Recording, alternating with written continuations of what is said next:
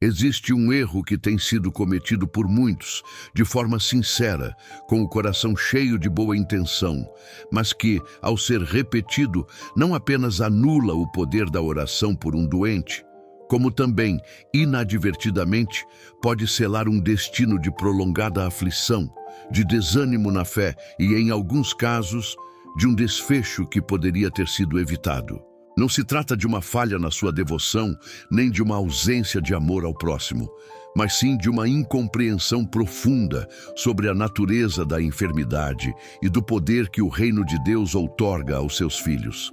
Este não é um vídeo para julgar sua fé, mas para acender uma luz sobre uma verdade que, se negligenciada, pode custar muito caro, não apenas àqueles por quem se ora, mas à própria jornada espiritual de quem se dispõe a clamar. O destino, neste contexto, não é um fatalismo cego, mas a trajetória que sua oração pode tomar, transformando-se em um ato passivo e suplicante, quando deveria ser um comando ativo e autoritário, capaz de virar o jogo contra as forças da aflição. Por muito tempo, a visão predominante dentro de muitas comunidades de fé tem sido a de que a doença é uma condição humana natural, uma parte inevitável da existência terrena, talvez até uma provação enviada por Deus para ensinar uma lição ou para purificar o espírito. Com essa lente, a oração pela cura de um enfermo se torna um apelo, uma súplica humilde a um Deus que, em sua soberania misteriosa, pode ou não decidir intervir. É uma postura que, embora carregada de reverência e fé genuína na capacidade divina, muitas vezes desarma o crente de sua verdadeira autoridade espiritual. Pensa-se que o papel do orante é apenas apresentar o problema a Deus, como quem entrega um relatório médico, e então aguardar pacientemente por uma resposta que pode vir na forma de cura, de consolo, ou até mesmo de uma graça para suportar. Essa perspectiva, por mais bem intencionada que seja, omite uma peça crucial do quebra-cabeça espiritual, transformando a oração em uma passividade religiosa que, ironicamente, rouba do crente o poder que já lhe foi conferido. O erro fatal, o engano sutil, reside precisamente aí, em considerar a enfermidade, a debilidade física ou mental como um evento neutro, ou pior, como algo divinamente orquestrado, ao invés de identificá-la pelo que ela realmente é, dentro da cosmovisão bíblica, uma manifestação das obras das trevas, uma incursão do inimigo no território da vida humana, um resultado direto da queda e da separação de Deus. Quando se ora para que Deus cure a enfermidade, com a implícita aceitação de que essa enfermidade poderia ser sua vontade ou apenas um desígnio natural, não se está confrontando a raiz espiritual do problema. Não se está exercendo a autoridade redentora que Cristo conquistou na cruz. A oração se torna um pedido gentil para que o soberano mude sua mente ou altere o curso natural das coisas, em vez de ser um decreto de libertação, uma ordem para que o invasor se retire, usando o poder que já foi delegado. Esse é o ponto de virada, a linha tênue que separa a súplica passiva da oração autoritária. O que se negligencia ao adotar essa postura é a profunda e revolucionária verdade de que Jesus não apenas pediu a cura, ele a comandou. Ele não apenas suplicou pela libertação, ele a decretou. A enfermidade em seu ministério nunca foi tratada como uma condição natural a ser tolerada, mas como um inimigo a ser confrontado e expulso. Observe-se as narrativas bíblicas. Jesus repreendia febres, ordenava que espíritos de enfermidade saíssem, tocava os doentes e o poder de Deus fluía para expulsar a doença. Seus discípulos, por sua comissão, fizeram o mesmo. Eles não pediram a Deus para curar. Eles agiram no nome de Jesus com a autoridade que lhes foi dada para que a cura se manifestasse. Ignorar essa dinâmica é desarmar-se diante de um adversário espiritual que se deleita em ver os filhos de Deus orando de forma ineficaz, perpetuando o ciclo de doença e desânimo quando a vitória já foi declarada. Se você crê que Deus continua agindo e deseja fortalecer sua vida de oração, escreva aqui nos comentários: minha confiança está em Cristo Jesus. Sua declaração pode encorajar outras pessoas que hoje precisam renovar suas forças e esperança. A doença não é de Deus. É preciso que essa verdade seja cravada no âmago da compreensão espiritual de cada crente. No Éden, antes da queda, não havia dor, não havia enfermidade, não havia morte. Esses elementos são intrusos, consequências da desobediência e da entrada do pecado no mundo. Eles são parte da maldição, não da bênção original de Deus para a humanidade. Cristo veio para reverter essa maldição, para restaurar o que foi perdido. Ele levou sobre si todas as nossas enfermidades e dores, não para que as aceitássemos passivamente, mas para que tivéssemos o direito de ser libertos delas.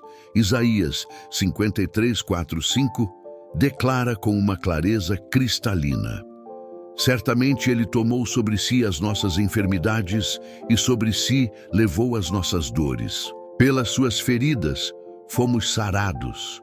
Essa não é uma promessa futura e abstrata, é uma declaração de um fato consumado na cruz. Quando oramos, não estamos implorando por algo que Deus talvez queira fazer, mas estamos ativando uma verdade que já foi estabelecida, uma vitória que já foi conquistada. A perspectiva de que Deus envia doenças para ensinar lições é uma distorção perigosa que atribui ao Pai Celestial atributos de um tirano cruel, ao invés de um pai amoroso que deseja o bem de seus filhos. Embora Deus possa permitir provações para refinar a fé, e embora a dor possa de fato nos levar a buscar a Deus de forma mais profunda, a doença em si, o sofrimento físico e a debilidade não são ferramentas do reino para a edificação. Elas são a antítese do plano divino de vida abundante e plena. O diabo, sim, é o ladrão que vem para roubar, matar e destruir. Sendo assim, toda vez que uma enfermidade se instala, é uma manifestação direta ou indireta de sua agenda. O crente, ao orar, deve estar ciente disso, não para culpar a si mesmo ou a outros, mas para discernir o inimigo e confrontá-lo com a autoridade que lhe foi conferida. A autoridade do crente é um dos tesouros mais mal compreendidos e subutilizados na vida cristã. Jesus, ao enviar seus discípulos, não apenas lhes deu instruções, mas lhes conferiu poder e autoridade sobre todos os demônios e para curar doenças. Lucas 9:1. Note-se, poder e autoridade. Não foi uma sugestão, mas uma delegação formal. Essa autoridade não se encerrou com os primeiros apóstolos, ela foi estendida a todo aquele que crê. O Evangelho de Marcos 16, 17 e 18 reafirma: estes sinais acompanharão aqueles que crerem. Em meu nome expulsarão demônios, falarão novas línguas, pegarão em serpentes, e se beberem algum veneno mortal, não lhes fará mal nenhum.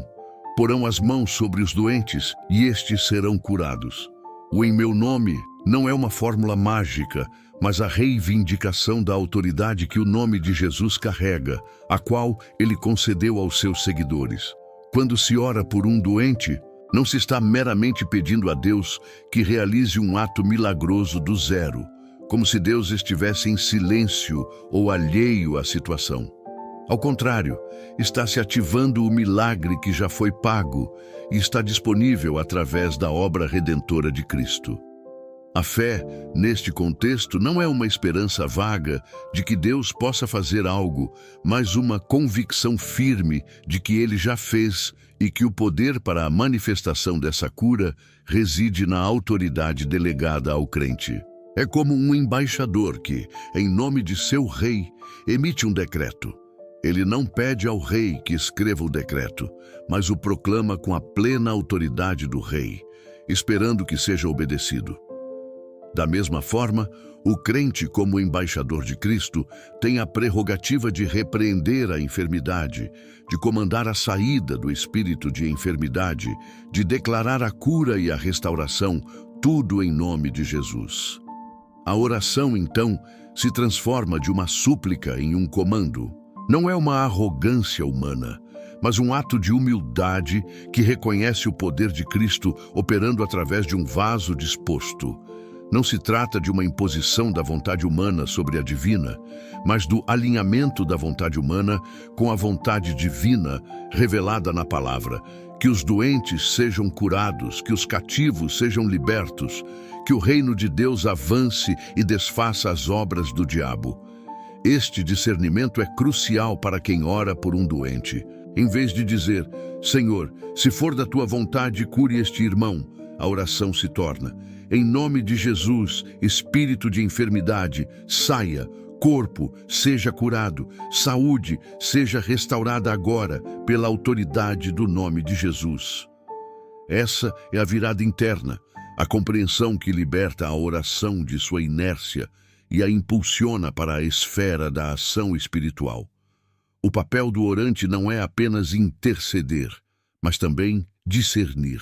Nem toda enfermidade é causada por um espírito demoníaco diretamente, mas toda enfermidade é uma consequência do domínio do pecado e da morte que o diabo explora.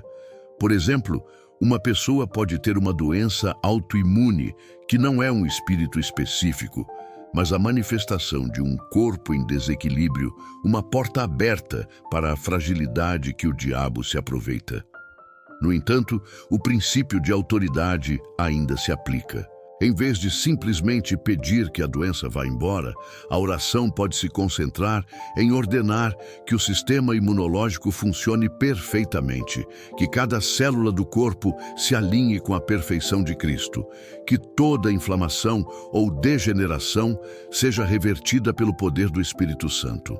É uma mudança de foco, de uma súplica genérica para um comando específico, baseado na compreensão da vitória de Cristo.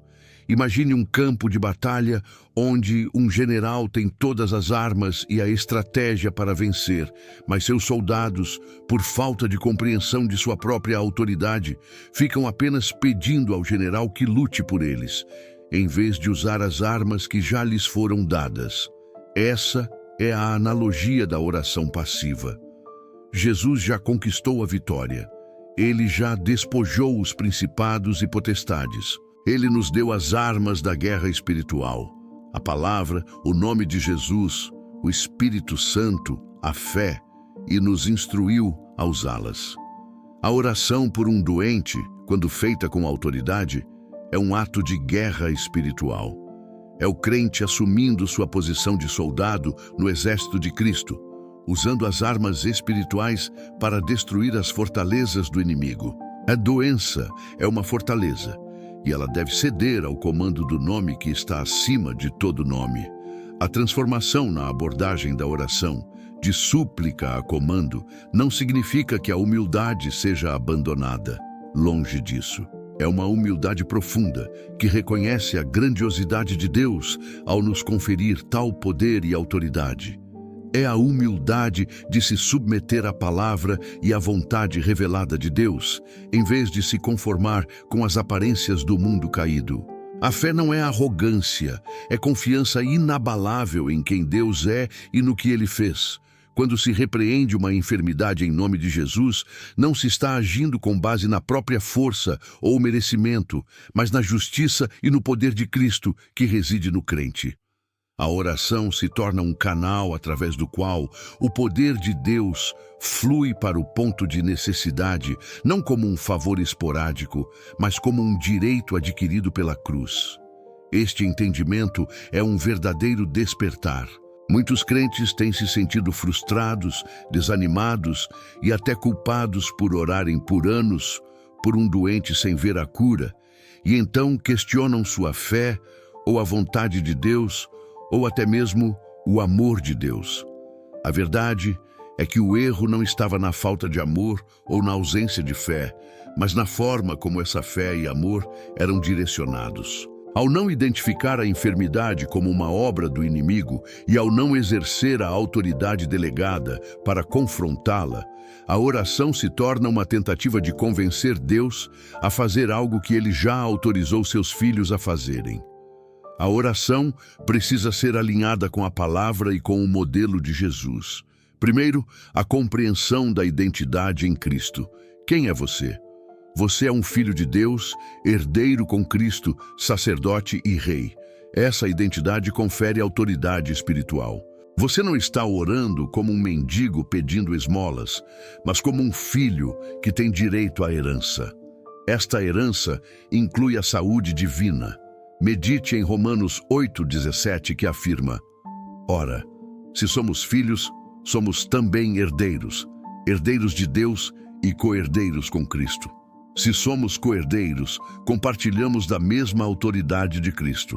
Segundo, o discernimento espiritual. Aprenda a ver a enfermidade não apenas como um fenômeno físico, mas como uma manifestação da oposição espiritual. Peça ao Espírito Santo que revele a raiz da condição. É um espírito de enfermidade específico? É uma maldição geracional? É o resultado de pecado não confessado que, uma vez resolvido, abre caminho para a cura? Ou é simplesmente a fraqueza humana que o inimigo explora? O discernimento direcionará a oração de forma mais eficaz. Em Lucas 13, 11 e 16, Jesus claramente identificou a enfermidade da mulher como uma opressão de espírito, repreendendo-o e libertando-a. Terceiro, o poder do nome de Jesus. Não é apenas uma frase a ser dita no final da oração. É o nome que carrega toda a autoridade do céu e da terra.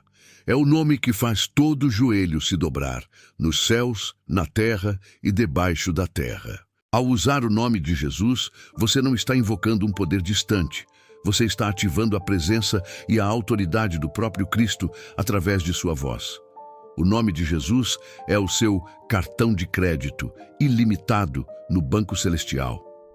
Quarto, a ação da fé. A fé não é passiva, ela é ativa. Ela não é esperar que Deus cure, é crer que Ele já curou e agir de acordo. Quando você repreende a doença, você está expressando sua fé em ação. Você está lançando mão da promessa de cura. A fé age como um canal que traz a realidade espiritual da vitória de Cristo para a manifestação física. Quinto, a linguagem da oração. Mude o seu vocabulário.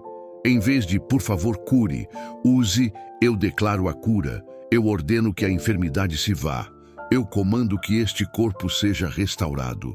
A linguagem da autoridade é a linguagem do reino, é a linguagem que Jesus usou, é a linguagem que o Pai espera que seus filhos usem. Este é o ponto onde o destino da oração pode mudar drasticamente. O impacto de uma oração feita com essa compreensão é profundo. Primeiro, para o próprio orante, há uma sensação de empoderamento e confiança. O medo e a dúvida que muitas vezes acompanham as orações por doentes são substituídos por uma certeza inabalável de que se está operando dentro da vontade e do poder de Deus.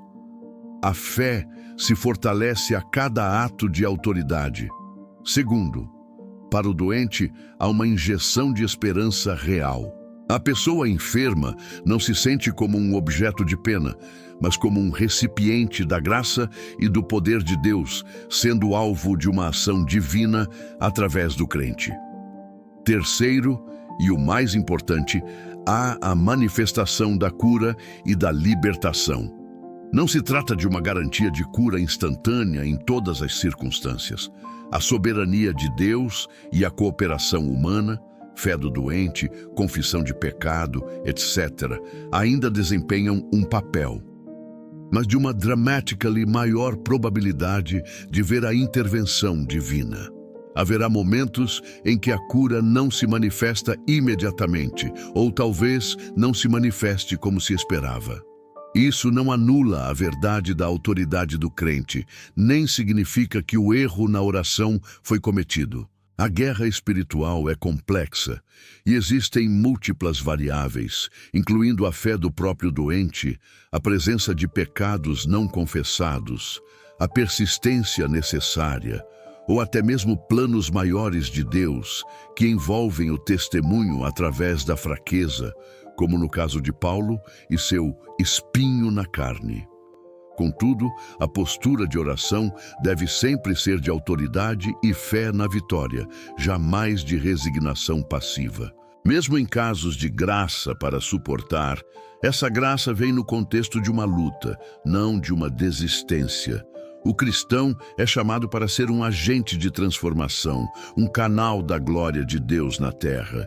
Isso inclui ser um canal para a cura. A igreja primitiva entendia isso. Quando Pedro e João se depararam com o coxo à porta do templo, Pedro não disse: Senhor, se for da tua vontade, cure este homem. Ele disse: Não tenho prata nem ouro, mas o que tenho, isso te dou. Em nome de Jesus Cristo, o Nazareno, levanta-te e anda. Atos 3:6. Ele exerceu a autoridade que lhe fora concedida e o homem foi curado. Este é o modelo, este é o poder que espera ser ativado. A oração não é um monólogo, mas uma conversa onde se escuta e se age. O Espírito Santo guiará em como orar por cada pessoa, revelando a raiz do problema e a forma correta de confrontá-lo. Não é uma fórmula rígida, mas um princípio de autoridade que se aplica em diversas situações. A profundidade emocional desta compreensão reside na alegria de ver vidas transformadas, corpos restaurados e a glória de Deus manifestada. A dor da doença, que é tão real e devastadora, pode ser combatida com a verdade do poder de Cristo. O silêncio de Deus em algumas orações não é um sinal de sua ausência ou indiferença, mas por vezes um convite para que o crente se levante e use a autoridade que já lhe foi entregue. É um chamado para sair da passividade religiosa e entrar na plenitude do discipulado ativo. O despertar espiritual acontece quando se percebe que Deus não está retendo a cura, mas esperando que seus filhos a liberem através da fé e da autoridade em seu nome. Este é o momento de reavaliar sua abordagem à oração pelos doentes. É hora de despertar para a realidade de que a enfermidade não tem a última palavra. Cristo tem a última palavra. E essa palavra é vida, saúde e plenitude. Não cometa o erro de orar por um doente com a mentalidade de um suplicante quando você foi comissionado como um agente de cura. Seu destino e o destino daqueles por quem você ora depende dessa compreensão. Que cada crente seja um canal de cura, libertação e restauração, para a glória daquele que venceu a morte, o pecado e a enfermidade. Que a fé se eleve a um novo patamar, onde a oração não é apenas um pedido, mas um poderoso comando que move montanhas e expulsa toda a sombra de aflição, ativando a promessa de vida abundante que Jesus veio trazer. O poder para curar está ao seu alcance. É hora de usá-lo. Não se limite mais a pedir, comece a comandar. O reino de Deus avançará através da sua fé e autoridade. A oração, longe de ser um mero ritual ou uma última esperança desesperada, deve ser compreendida como uma das ferramentas mais potentes para a manifestação do reino de Deus na terra. Ela é o meio pelo qual o crente coopera com o plano divino, trazendo a realidade celestial para o contexto terreno. Quando essa compreensão se estabelece, a oração por um doente deixa de ser um ato isolado de benevolência e se torna parte integrante da missão evangelística de Jesus Cristo, que não apenas pregou as boas novas, mas também demonstrou o poder do reino através da cura e da libertação. A igreja primitiva, em seu nascedouro e em seu período de maior expansão e impacto, era caracterizada por essa manifestação poderosa do Espírito Santo, onde os sinais e prodígios acompanhavam a pregação da palavra. A oração com autoridade pela cura dos enfermos era um pilar central dessa demonstração de poder. A negligência dessa autoridade, a manutenção de uma postura passiva e suplicante, não apenas limita a efetividade da oração, mas também empobrece a experiência de fé do próprio crente. Quando se ora repetidamente sem ver resultados, é natural que a fé comece a ser abalada, que a esperança diminua e que um senso de incapacidade se instale. Essa é uma das estratégias mais eficazes do inimigo: minar a fé do crente, fazendo-o questionar o amor de Deus ou o poder do Evangelho. Ao contrário, quando o crente se apropria de sua autoridade e começa a ver a manifestação da cura, sua fé se fortalece exponencialmente, sua confiança em Deus se aprofunda e seu testemunho se torna mais vibrante e convincente. A oração passa a ser uma aventura de fé, um campo de batalha onde vitórias são constantemente conquistadas. A transformação na oração também envolve uma mudança de mentalidade em relação à enfermidade. Em vez de vê-la como um monstro invencível ou uma sentença divina, o crente passa a encará-la como um inimigo derrotado, cujos dias estão contados. Essa mudança de perspectiva é libertadora e empoderadora. Permite que o crente se aproxime do doente não com pena, embora a compaixão seja essencial, mas com a certeza da vitória que Cristo já obteve. A compaixão cristã não é passiva, ela é ativa e busca a restauração completa do ser humano, incluindo seu corpo físico. Quando se impõe as mãos sobre um doente, não se está apenas oferecendo um gesto de solidariedade, mas transferindo o poder do Espírito Santo para combater a raiz da aflição. É vital que cada crente compreenda que a Bíblia não é um livro de contos antigos, mas a palavra viva e eficaz de Deus, que revela verdades eternas e princípios que operam ainda hoje. Os milagres de cura registrados no Novo Testamento não são relíquias históricas, mas exemplos do que Deus deseja continuar fazendo através de sua igreja. A promessa de que Jesus Cristo é o mesmo, ontem, hoje e para sempre, Hebreus 13:8, significa que seu poder e sua vontade de curar não mudaram. O que muitas vezes muda é a disposição da igreja em apropriar-se desse poder e agir em consonância com a autoridade que lhe foi conferida. A persistência na oração também adquire um novo significado quando se ora com autoridade. Não é a persistência de quem tenta convencer um Deus relutante, mas a persistência de um general que não desiste de uma batalha até que a vitória seja plenamente manifestada. É uma persistência que se baseia na certeza da promessa, que continua a declarar a cura mesmo diante de evidências contrárias, sabendo que a palavra de Deus é mais poderosa do que qualquer sintoma ou diagnóstico médico. É uma luta espiritual que, por vezes, exige tempo e constância, mas que é travada com a plena convicção de que o resultado final é a vitória. É importante ressaltar que essa mudança na forma de orar não implica em condenar aqueles que ainda oram com uma postura mais suplicante. O coração de Deus se move pela sinceridade e pela fé, mesmo que limitada na compreensão. No entanto, o objetivo é levar o crente a um nível mais profundo de efetividade e manifestação do poder de Deus. É um convite para avançar, para crescer na compreensão e na prática da fé, para desfrutar da plenitude do que Cristo conquistou na cruz. A revelação desta verdade é um presente, uma oportunidade de capacitação para todo aquele que anseia ver a glória de Deus manifestada em vidas transformadas e corpos curados. Para que a oração autoritária seja plenamente eficaz, é crucial que o orante viva uma vida de santidade e de comunhão íntima com Deus. A autoridade não é uma fórmula mágica que opera independentemente do caráter do crente. Embora Deus possa usar qualquer um para sua glória, a profundidade do poder manifestado está intrinsecamente ligada à pureza de coração, a obediência à palavra e a submissão ao Espírito Santo.